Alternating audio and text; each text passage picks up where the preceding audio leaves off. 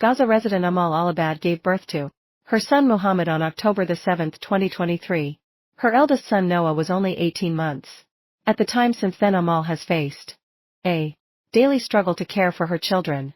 Amid bombardments, food shortages and frequent displacements, Israel said it does not target civilians in Gaza and is dismantling terrorist networks. Meanwhile, Amal's husband works in the West Bank and hasn't been able to be with his family since before the war, so has never met his baby son. Amal shared her story with a voice of digital. It's a good from I'm 37 years old, I'm an architect and a wife, and I'm a mother for 2 kids, 2 boys is a 2 years and a half now.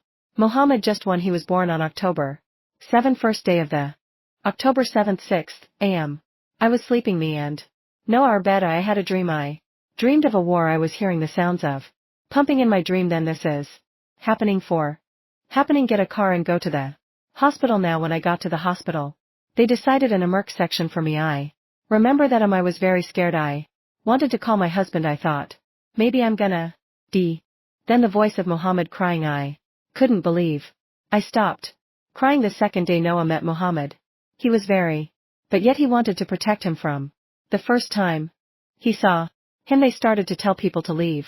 10. I remember that day an airstrike targeted our neighbor's house, and then we had to run to the street holding Muhammad and Noah. I went to al-Amal. I stayed there like in a tent. I stayed there for a month.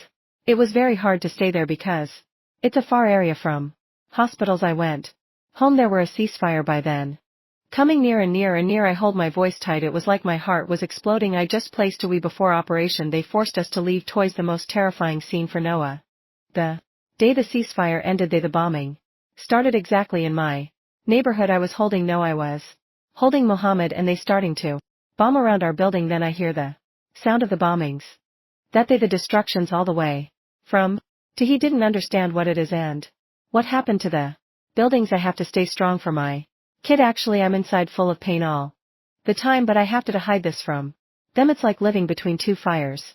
The fear of their safety and the struggle to meet their basic need at the same time. Their smiles, their presence actually give me strength to keep going, to find for them for a better future for them. Al-Amal talking to us about her family's struggle to survive in Gaza.